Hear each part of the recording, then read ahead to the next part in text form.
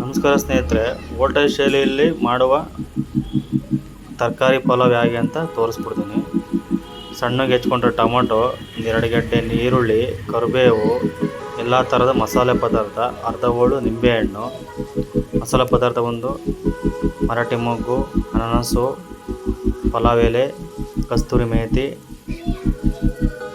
ಏಲಕ್ಕಿ ಮತ್ತು ತರಕಾರಿ ಬಂದು ಬದನೆಕಾಯಿ, ನವಲಕೋಲು, ಕ್ಯಾರೆಟು, ಕಡಲೆಕಾಳು, ಬೀನ್ಸು ಮತ್ತು ಮೊಸರು.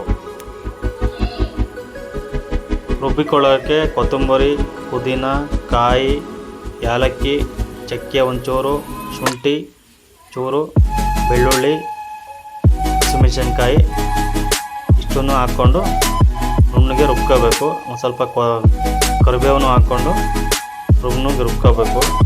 ನಂತರ ಈಗ ಒಂದು ಕುಕ್ಕರ್ ಇಟ್ಕೊಂಡು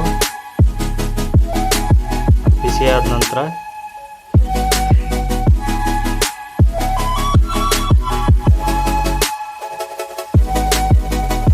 ಒಂದು 5 ಟೀ ಸ್ಪೂನು ಎಣ್ಣೆ ಹಾಕೋಬೇಕು. ಸ್ವಲ್ಪ ಹಾಕೋಣ.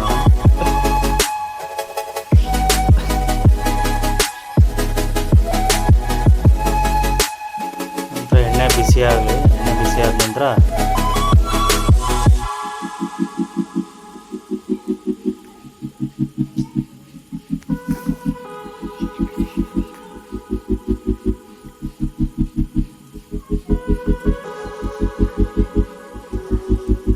ಅದಕ್ಕೆ ಮಸಾಲೆ ಪದಾರ್ಥಗಳು ಏನು ಇಟ್ಕೊಂಡಿದ್ದಲ್ಲ ಫಸ್ಟಿಗೆ ಹಾಕೋಬೇಕು. ಎಣ್ಣೆ ಬಿಸಿ ಆದಮೇಲೆ ನಂತರ ಕರಿಬೇವು,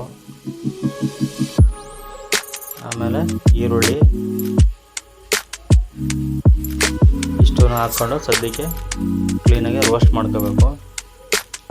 ಸ್ವಲ್ಪ ಬ್ರೌನ್ ಕಲರ್ ಬರೋವರೆಗೂ ಸ್ವಲ್ಪ ಫ್ರೈ ಮಾಡ್ಕೋಬೇಕು.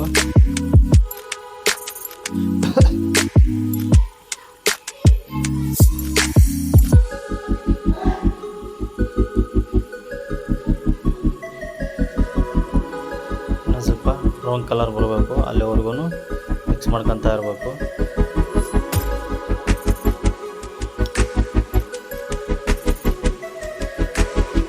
ಆಮೇಲೆ ಸ್ವಲ್ಪ ಮೀಡಿಯಮ್ ಸೈಜಲ್ಲಿ ಹೆಚ್ಕೊಂಡಿರೋ ಟೊಮೊಟೊ, ಈ ಟೊಮೊಟೊ ಬಂದು ಸಣ್ಣಗೆ ಹೆಚ್ಕೊಂಡಿರೋದು, ಅದು ಮೊಸರು ಬಜ್ಜಿ ಮಾಡೋಕ್ಕೆ ಅಂತ ಸಣ್ಣಗೆ ಹೆಚ್ಕೊಂಡಿರೋದು, ಅದನ್ನು ಹಾಕ್ಕೊಂಡಿಲ್ಲ.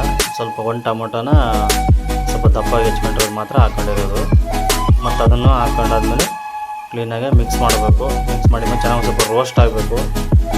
ಸ್ವಲ್ಪ ಕಲರ್ ಬರಬೇಕು, ಸ್ವಲ್ಪ ಬ್ರೌನ್ ಕಲರ್ ಬರೋವರೆಗೂ ಚೆನ್ನಾಗಿ ಫ್ರೈ ಮಾಡ್ಕೋಬೇಕು.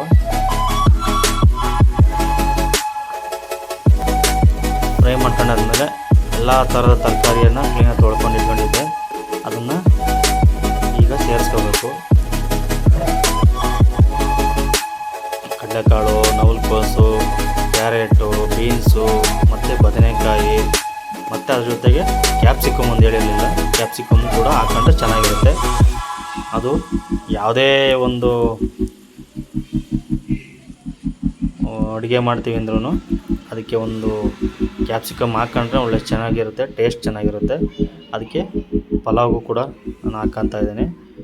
ಇದೇ ರೀತಿ ಅವರು ಭಟ್ರು ಮಾಡೋದು ಇದೇ ಥರಕ್ಕೆ, ಅವರು ಸೇಮ್ ಇದೇ ಥರಕ್ಕೆ ಎಲ್ಲ ಹಾಕ್ಕೊಳೋದು ನಾನು ನೋಡಿದ್ದೀನಿ. ಅದಕ್ಕೋಸ್ಕರ ನಾನು ಅದೇ ರೀತಿ ಹಾಕ್ಕೊಂಡಿದ್ದೀನಿ. ಸ್ವಲ್ಪ ಚೆನ್ನಾಗಿ ಫ್ರೈ ಆಗಬೇಕು.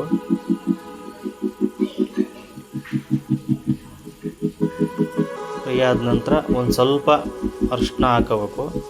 ಒಂದು ಚಿಕ್ಕದಾಗಿರೋ ಟೀ ಸ್ಪೂನ್ ಇದೆಯಲ್ಲ ಅದರಲ್ಲಿ ಸ್ವಲ್ಪ ಹಾಕೊಂಡ್ರೆ ಸಾಕು. ಜಾಸ್ತಿ ಅರಿಶಿನ ಹಾಕೋಬಾರ್ದು. ಜಾಸ್ತಿ ಅರಿಶಿನ ಹಾಕೊಂಡ್ರೆ ಫುಲ್ ಎಲ್ಲ ಕಲರ್ ಥರ ಆಗಿಬಿಡ್ತದೆ. ಸ್ವಲ್ಪ ಲೈಟಾಗಿ ಒಂದು 1/4 ಟೀ ಸ್ಪೂನು ಅಂತ ಹೇಳ್ಬೋದು, 1 ಟೀ ಸ್ಪೂನು ಅಲ್ಲ, 1/4 ಟೀ ಸ್ಪೂನ್ ಹಾಕೊಂಡ್ರೆ ಸಾಕು. ಚೆನ್ನಾಗಿ ಎಲ್ಲ ಮತ್ತೆ ತಿರ್ಗಿ ಫ್ರೈ ಮಾಡ್ಕೋಬೇಕು. ನೋಡಿ ಈ ಥರ ಕಾಣಿಸುತ್ತೆ. ಅರಿಶಿನ ಹಾಕಿದ್ಮೇಲೆ ಚೆನ್ನಾಗಿರುತ್ತೆ.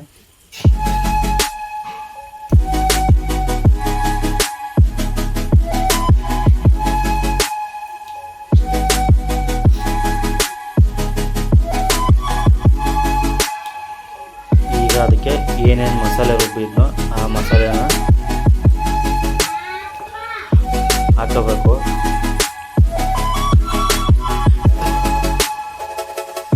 ಮಸಾಲೆ ರುಬ್ಬಿರೋದನ್ನೆಲ್ಲ ಹಾಕೋಬೇಕು. ಮತ್ತು ಹಾಕ್ಕೊಂಡು ಎಲ್ಲ ಮಿಕ್ಸ್ ಮಾಡಿಕೊಂಡು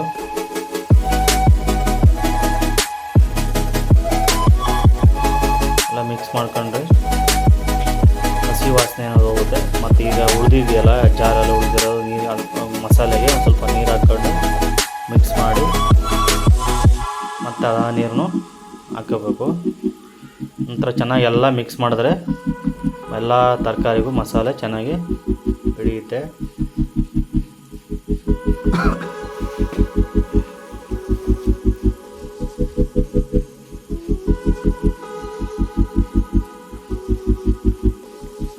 ನಂತರ ರುಚಿಗೆ ತಕ್ಕಷ್ಟು ಉಪ್ಪು ನೋಡಿ ಹಾಕೊಳ್ಳಿ, ಜಾಸ್ತಿ ಆದರೆ ಕಷ್ಟ.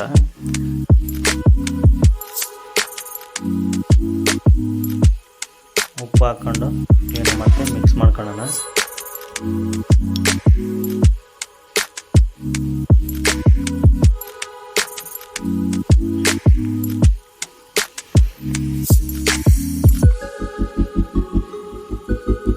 ಅದಕ್ಕೀಗ ಸ್ವಲ್ಪ ಮೊಸರು ಹಾಕೋಣ.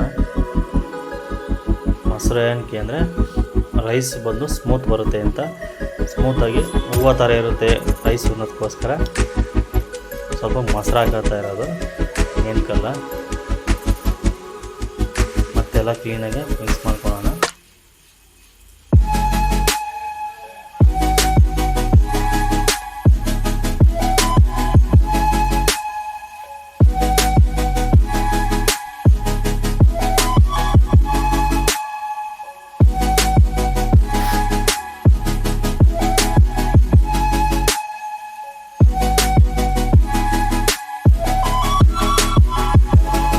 ನಾವು ಅಕ್ಕಿ ಎಷ್ಟು ಪ್ರಮಾಣದಲ್ಲಿ ತಗೊಂಡಿದ್ದೀವಿ ಅದಕ್ಕೆ ಡಬಲ್ ತಗೋಬೇಕು. ನಾನೀಗ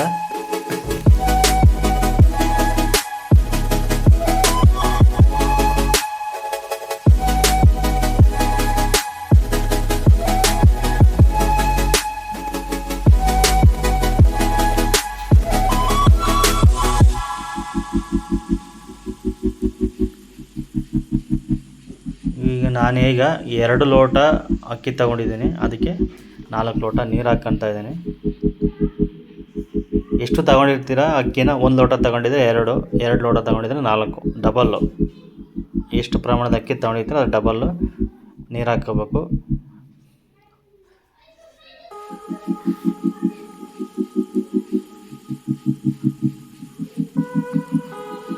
ನೀರು ಹಾಕೊಂಡ ತಕ್ಷಣ ಎಲ್ಲ ಮಿಕ್ಸ್ ಮಾಡಿದ್ಮೇಲೆ ಅದನ್ನು ಸ್ವಲ್ಪ ಕುದಿಯೋಕ್ಕೆ ಬಿಡೋಣ. ಆಮೇಲೆ ಅದಕ್ಕೆ ಒಂದು ಸ್ವಲ್ಪ ಚಿಕನ್ ಮಸಾಲ, ಒಂದು ಸ್ವಲ್ಪ ಮಟನ್ ಮಸಾಲ,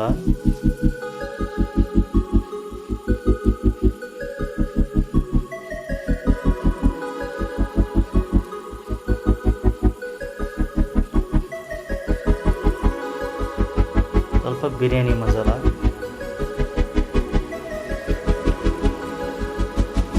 ನಾನು ಮಾಡ್ತಾ ಇರೋದು ಏನು ಮಾಡ್ತಾಯಿದ್ದೀನೋ ಸೇಮ್ ಇದೇ ಥರನೇ ಫಂಕ್ಷನಲ್ಲಿ, ಮದುವೆ ಫಂಕ್ಷನಲ್ಲಿ ಭಟ್ರು ಯಾವ ರೀತಿ ಮಾಡ್ತಾರೆ ಅದೇ ರೀತಿಯೇ ನಾನು ತೋರಿಸ್ಕೊಡ್ತಾ ಇರೋದು. ಯಾಕೆ ಅಂತಂದರೆ ನಾನು ಕೂಡ ಭಟ್ರ ಎದುರುಗಡೆ ನಿಂತ್ಕೊಂಡು ನೋಡಿದ್ದೀನಿ ಯಾವ ರೀತಿ ಏನೇನು ಹಾಕ್ತಾರೆ ಏನೇನು ಮಾಡ್ತಾರೆ ಅಂತ. ಅದಕ್ಕೋಸ್ಕರ ಅದೇ ರೀತಿ ನಾನು ಮಾಡಿ ತೋರಿಸ್ತಾ ಇದ್ದೇನೆ. ಈಗ ಒಂದು ಅರ್ಧ ಹೋಳು ನಿಂಬೆಹಣ್ಣು ಇಟ್ಕೊಂಡಿದ್ದಲ್ಲ ಅದರ ಪೂರ್ತಿ ನಿಂಬೆಹಣ್ಣು ಹಿಂಡ್ಕೊಂಡಿದ್ದೀನಿ. ನಿಂಬೆಹಣ್ಣು ಹಿಂಡ್ಕೊಂಡ್ರೂ ಕೂಡ ಟೇಸ್ಟ್ ಚೆನ್ನಾಗಿರುತ್ತೆ, ರೈಸು ತುಂಬ ಟೇಸ್ಟ್ ಚೆನ್ನಾಗಿ ಬರುತ್ತೆ. ಇದೇ ಥರಕ್ಕೆ ಸೇಮ್ ಭಟ್ರು ಮಾಡಿದ್ದು ನಾನು ನೋಡಿದ್ದೀನಿ, ಅದೇ ಥರಕ್ಕೆ ನಾನು ಮಾಡಿ ತೋರಿಸೋಣ ಅನ್ನೋದಕ್ಕೋಸ್ಕರ ನಾನು ಇವತ್ತು ಈ ವಿಡಿಯೋನ ಮಾಡ್ತಾಯಿದ್ದೀನಿ. ಈಗ ಚೆನ್ನಾಗಿ ಕುದಿ ಬರ್ತಾಯಿದೆ. ಕುದಿ ಬಂದ ಮೇಲೆ ಅಕ್ಕಿ ತೊಳೆದು ಇಟ್ಕೊಂಡಿದ್ದೀನಿ.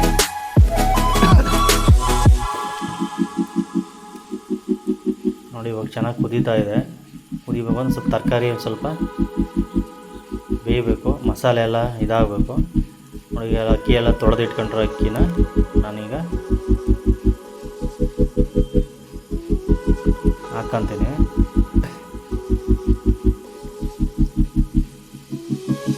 ಕಡಲೆಕಾಳೆಲ್ಲ ಬೆಂದಿರುತ್ತೆ ಆಲ್ಮೋಸ್ಟು. ರೈಸ್ ಹಾಕೋಕ್ಕೂ ಮುಂಚೆ ಒಂದು ಆ ಸಾಂಬಾರನ್ನ ಏನಿದೆ ನೋಡಿದ್ರೆ ಟೇಸ್ಟ್ ನೋಡಿದ್ರೆ ಒಂದು ಸ್ವಲ್ಪ ಉಪ್ಪು ಇದೆಯಾ ಏನಂತ ಗೊತ್ತಾಗುತ್ತೆ. ಒಂದು ಹಳ್ಳು ಉಪ್ಪಿರಬೇಕು. ಪಲಾವ್ ಮಾಡಬೇಕು ಅಂದರೆ ರೈಸ್ ಹಾಕೋಕ್ಕೂ ಮುಂಚೆನೇ ನೋಡಿದ್ರೆ ಒಂಚೂರು ಉಪ್ಪಿರ್ಬೇಕು. ಯಾಕೆಂದ್ರೆ ರೈಸ್ ಹಾಕ್ತೀವಲ್ಲ, ರೈಸ್ ಹಾಕಿದಾಗ ಆ ಉಪ್ಪಿನಾಂಶ, ಆ ಉಪ್ಪು ಏನಿದೆ ಆ ರೈಸಿಗೆ ಕರೆಕ್ಟಾಗಿ ಈಕ್ವಲ್ ಆಗಿಬಿಡ್ತದೆ. ಆ ಉಪ್ಪು ಸಾಂಬಾರಿಗೆ ಕಮ್ಮಿ ಇದ್ದರೆ, ಮಸಾಲೆದೇನಿದೆ ಅದಕ್ಕೆ ಕಮ್ಮಿ ಇದ್ದರೆ ರೈಸ್ ಹಾಕಿದಾಗ ಇನ್ನೂ ಕಮ್ಮಿ ಆಗುತ್ತೆ. ರೈಸಿಗೆ ಉಪ್ಪು ಕಮ್ಮಿ ಆಗುತ್ತೆ, ಆಗ ಸಪ್ಪೆ ಆಗುತ್ತೆ ಪಲಾವು. ಒಂದು ಸ್ವಲ್ಪ ಉಪ್ಪಾಗೋ ರೀತಿಯೇ ಒಂಚೂರು ಉಪ್ಪಿರೋ ಥರನೇ ನಾವು ಹಾಕೋಬೇಕು. ಆವಾಗ ರೈಸ್ ಹಾಕಿದಾಗ ಕರೆಕ್ಟಾಗಿ ಈಕ್ವಲ್ ಆಗುತ್ತೆ. ಈಗ ರೈಸ್ ತೊಳೆದಿಟ್ಕೊಂಡ್ರೆ ರೈಸನ್ನ ಹಾಕಿದ್ದೀನಿ.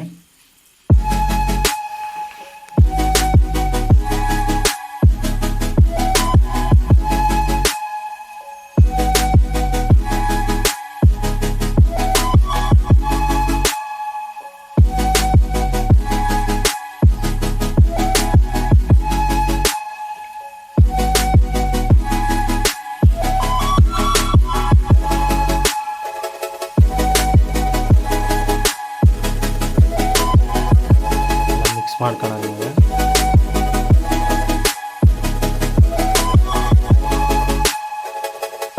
ಎಲ್ಲ ಮಿಕ್ಸ್ ಮಾಡಿದ ನಂತರ ಈಗ ಕುಕ್ಕರ್ನ ಮುಚ್ಚಿಬಿಟ್ಟು 3 ವಿಸಿಲ್ ಹಾಕಬೇಕು. 3 ವಿಸಿಲ್ ಆದರೆ ಸಾಕು.